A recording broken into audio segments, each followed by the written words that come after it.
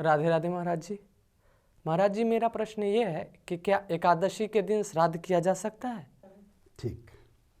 क्या एकादशी को श्राद्ध कर सकते हैं? तो देखिए, इसका पौराणिक आधार है। पद्म पुराण के पुष्कर खंड में लिखा हुआ है कि एकादश्याम यथा राम श्राद्धम नैमित्तिकम भवेत् तद्दिने तु परित्यज्य द्वादश्याम श्राद्धमाचरेत्।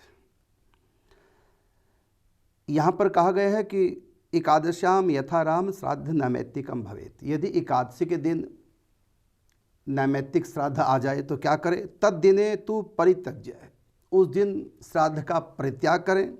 और द्वादश्याम श्राद्धमाचरेत्, द्वादशी के दिन ही श्राद्ध करना चाहिए। ये प्रमाण है पौराणिक। और पद्म पुराण में ही उत्तरखंड में एक श्लोक आया है। इसमें लिखा है कि एकादशांतु प्राप्तायाम माता पित्रो मृते हनि। अर्थात यदि एकादशी के दिन श्राद्ध आ जाए, अर्थात माता पिता की मृत्यु का दिन आ जाए, तो कहा कि द्वादश्याम तत्प्रदातव्यम नोपवास दिने क्वचित। का द्वादशी के दिन ही श्राद्ध करना चाहिए, नोपवास दिने क्वचित, कभी भी उपवास के दिन नहीं करना चाहिए श्राद्ध। कारण बताया कि गर्हितान्नम न चास्नन्ति, अर्थात निंदनीय अन्न ग्रहण नहीं करते। कौन? पितरश्च दिवोकसः, अर्थात पितृ और देवता ये एकादशी को अन्न ग्रहण नहीं करते। ये कारण बताया, इसलिए एकादशी के दिन श्राद्ध नहीं करना चाहिए। और भी प्रमाण है इसका, स्कंद पुराण से लिया गया है कि एकादशी यथा नित्या श्राद्धम नैमित्तिकम भवेत् उपवासम तदा कुर्यात् द्वादश्याम श्राद्धमाचरेत्।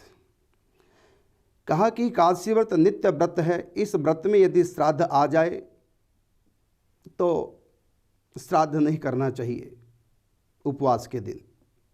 इसी प्रकार से ब्रह्मवर्त पुराण में भी आया है, ये कुर्वन्ति महीपाल श्राद्धम तो एकादशी दिने हैं।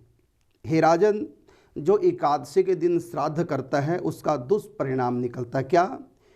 त्रयस्ते नरकम यान्ति दाता भोक्ता परेतकः। दाता अर्थात श्राद्ध करने वाला, भोक्ता अर्थात विप्रजन जिसको हमने भोजन कराया श्राद्ध का, और साथ में परेतकः। त्रयस्ते नरकम यान्ति दाता भोक्ता परेतकः। परेत का मतलब जिसके निमित्त माता पिता दादा दादी के निमित्त हमने भोजन कराया है एकादशी का, तो उनको भी नारकीय यंत्रणा भोगनी पड़ती है, दुख उठाना पड़ता है। इसलिए एकादशी के दिन श्राद्ध करना नहीं चाहिए। ये शास्त्रीय प्रमाण मैंने आपको दिया है, क्योंकि देवता और पितर लोग भी एकादशी के दिन अन्न का त्याग कर देते हैं। अब एक प्रश्न आप कर सकते हैं, वो ये कि एकादशी के दिन फल का श्राद्ध कर दें। तो एकादशी के दिन फल का श्राद्ध नहीं, क्योंकि श्राद्ध हमेशा अन्न का होता है, उसमें भी चावल दूध से मिश्रित वो खीर बनाई जाती है, तो अन्न का ही श्राद्ध होता है। और पिंडदान भी अन्न का ही दिया जाता है। इसलिए कहा कि यदि किसी का एकादशी के दिन मरण हो जाए तो उसका संस्कार भी एकादशी के दिन न करके द्वादशी को ही करना चाहिए, क्योंकि संस्कार के समय पिंडदान दिए जाते हैं, वो अन्न के होते हैं, और अन्न का दिया हुआ दान दोष लगता है दाता को भी भोक्ता को भी। इसलिए संस्कार हमेशा द्वादशी को ही करना चाहिए, एकादशी का परित्याग करके।